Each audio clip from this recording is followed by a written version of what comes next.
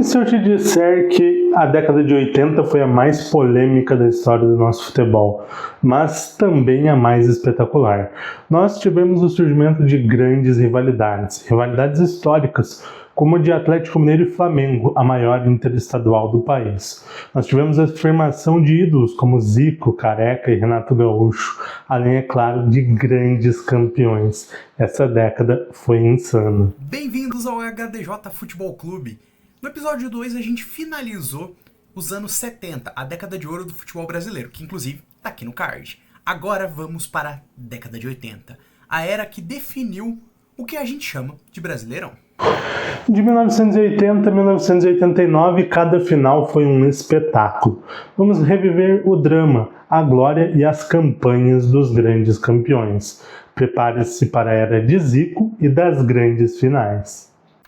Falando em era Zico, a gente já fala de 1980, onde Flamengo e Atlético Mineiro fizeram a grande final do Campeonato Brasileiro, com vitória do Mengão, com vitória de Zico já dando seus primeiros passos no domínio do Campeonato Brasileiro.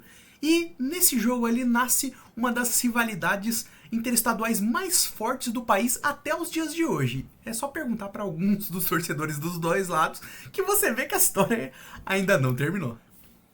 E sobre 1981 eu sou suspeito para falar, pois o meu Grêmio, o meu tricolor gaúcho, foi o grande campeão. Um time com grandes heróis da história gremista, como Leão, De Leon, Baltazar, Paulo Isidoro e Tarcísio conquistavam o Brasil. Aquela campanha foi marcada pelo maior público da história do Olímpico Monumental, infelizmente com uma derrota na volta da semifinal contra a Ponte Preta por 1-0. Mas a derrota ainda manteve os torcedores do Grêmio felizes, porque como o Grêmio havia vencido em Campinas por 3-2, se garantiu na grande final. E na decisão, um adversário fortíssimo, o São Paulo. O Grêmio venceu na ida no Olímpico Monumental por 2-1, com 2 gols de Paulo Isidoro. E no jogo de volta no Morumbi, o Grêmio venceu um grande time com uma grande torcida, 1-0, com um gol heróico de Baltazar. E o Grêmio era campeão brasileiro pela primeira vez. E muitos daqueles nomes ajudariam o Grêmio a conquistar a América e o mundo 2 anos depois. Em 1982, quase que o Grêmio conseguiu o bicampeonato, mas não foi dessa vez. Flamengo conquistou o título, vencendo o tricolor na grande final. E em 83 levou o bicampeonato, dessa vez batendo o Santos, que retornava ali às finais ao cenário depois da era dourada com Pelé. E esse título do Flamengo, em seguida, somada à Libertadores ganhada em 1981 com o título mundial, acabou por consolidar aquele time como uma verdadeira potência. Aquele time de Júnior, de Raul, do próprio Zico, do Adílio, do Nunes, do Andrade, de fato, aquela seleção do Flamengo. Em 1984, o campeão brasileiro foi o Fluminense, o segundo título de sua história, já que a equipe havia vencido também em 1970, ainda na época da Taça Brasil e Robertão. Aquele time era comandado por uma dupla de ataque sensacional, que marcou história com a camisa tricolor, Assis e Washington, apelidados de o Casal 20. Aquele time fez história, e o Rio de Janeiro fazia história naquela época, já que o Flamengo tinha 3 títulos brasileiros na década, 80, 82 e 83, atual bicampeão, e também havia ganhado a Libertadores e o Mundial em 1981. E o Rio de Janeiro seguiu dominando em 84, já que a grande final foi entre Fluminense e Vasco da Gama. No primeiro jogo no Maracanã, 1-0 para o Fluminense, com gol de Romerito. Na volta, novamente no Maracanã, para mais de 128 mil pessoas, o Fluminense segurou um 0-0 e foi campeão brasileiro de 1984. Em 1985, um título surpreendente, vindo do Coritiba. Mas mais surpreendente ainda foi a grande final, com o Bangu de um lado, um time que não estava entre os principais do Rio de Janeiro, contra o Coxa, que não era uma equipe do Rio São Paulo. Acaba que o Alviverde conquista o título lá no Maracanã, tendo o Rafael Camarota no gol, tendo o Índio como o grande artilheiro da equipe, marcando a primeira vez que uma equipe fora ali do eixo Rio-São Paulo, ou do G12, que a gente conhece ali, ganhou o título brasileiro. O campeonato de 1986 reservou o segundo título do São Paulo na história do Brasileirão e também teve um regulamento maluco. O São Paulo precisou jogar 34 vezes para ser campeão, de uma competição que só começou em agosto de 1986 e terminou apenas em fevereiro de 1987. Isso mesmo, o campeonato de 86 terminou só em 87. O São Paulo, com um grande time, com Gilmar, Dario Pereira, Miller, Careca, dentre outros, chegou à grande final num clássico paulista contra o Guarani. No jogo de ida no Morumbi, empate por 1-1. Na volta, no Brinco de Ouro da Princesa em Campinas, novo empate, que levou a decisão para a prorrogação.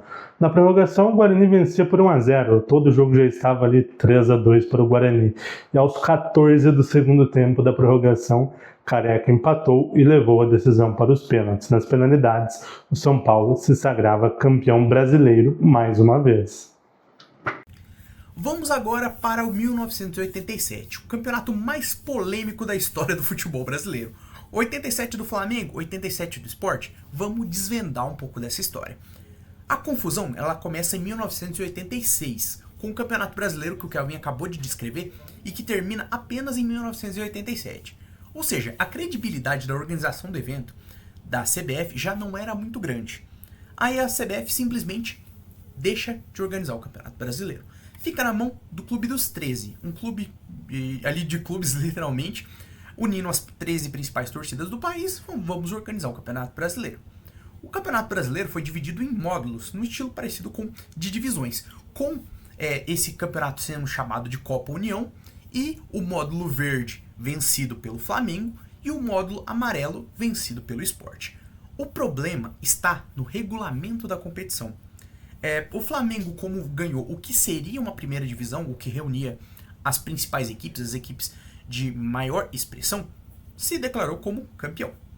O Sport argumenta de que havia uma previsão no regulamento de que houvesse um cruzamento entre os vencedores dos principais módulos para que se declarasse um campeão brasileiro. E nesse chaveamento ali, tanto o Flamengo quanto o Internacional, que foram campeão e vice, não jogaram. Jogaram Sport e Guarani, com vitória do Sport. Então, o Sport foi considerado como campeão brasileiro, tendo disputado a Copa Libertadores do ano seguinte como o representante do Brasil. Então, temos essa grande polêmica aí. Fica aí para vocês nos comentários. 87 do Sport, 87 do Flamengo. Existem bons argumentos para os dois lados. Os flamenguistas se apegam na questão de que o módulo deles da Copa União de fato era uma primeira divisão e de que a questão do regulamento, a assinatura do regulamento foi feita à revelia do clube, enquanto a torcida do Sport se alega no fato de que houve uma assinatura de alguém do Clube dos 13, que era presidido na época pelo Eurico Miranda. Então, se houve uma assinatura ali, logo, então houve algum sentido de concordância do grupo com o regulamento, logo, o Sport, que não tinha nada a ver com a desistência do Flamengo em não participar da competição, desse quadrangular da competição, era de fato o campeão. Fica aí pra vocês nos comentários, que pra vocês verem, galera, até pra explicar aqui é bem confuso. E saindo da polêmica de 1987, chegamos a mais um título para o Nordeste em 1988, e mais um campeonato que foi terminar só no ano seguinte, em 1989. O Bahia alegrava o Nordeste e conquistava o seu segundo título brasileiro, na batuta do artilheiro Bobô e do craque Charles. A equipe chegou à grande final contra o Sport Clube Internacional. Na ida da decisão, mais de 90 mil pessoas acompanharam o jogo na Arena Fonte Nova. E o Bahia venceu de virada por 2-1, com 2 gols do artilheiro Bobô. Na volta no Beira-Rio, quase 80 mil pessoas esperavam o tetracampeonato do Internacional. Mas o Bahia segurou a pressão, segurou um 0-0 e foi campeão brasileiro.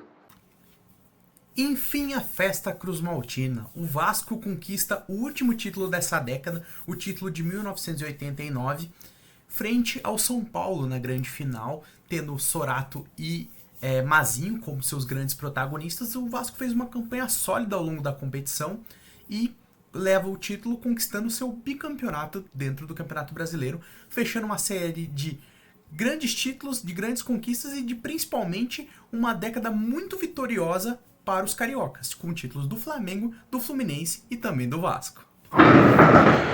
Uau, que montanha-russa foi a década de 1980 no Campeonato Brasileiro.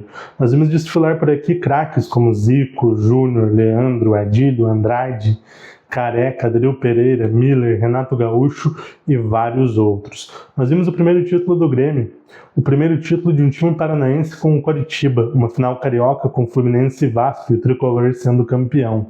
Nós vimos o Vasco também campeão, 2 títulos para o Nordeste com o Sport Bahia, o Flamengo vencendo 4 vezes o campeonato. E lógico, a polêmica de 1987.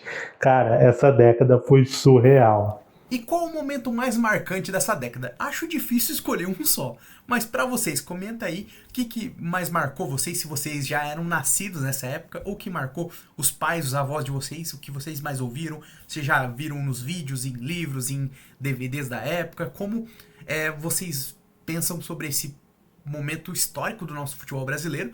E mais importante, deixem aqui nos comentários, 87 é de quem? É do Sport, é do Flamengo, os dois deveriam ter sido considerados campeões, ou nenhum dos dois é campeão. Se você falou assim, não, cansei dessa bagunça, mas deixa aí nos comentários que eu quero ouvir a opinião de vocês. Se você curtiu essa nossa viagem pelo tempo, você também não pode perder o nosso próximo episódio da série Campeões do Brasil, pois a gente vai mergulhar nos anos 90, mais uma década insana no futebol brasileiro e dominada pelo futebol paulista. Não percam! Então, para não perder nada, se inscreve no canal, deixa o like e compartilha com a galera. Vamos juntos nessa série pelos campeões do futebol brasileiro. Aguardo vocês na próxima estação desse nosso trem pela história do nosso futebol. Um abraço e até mais.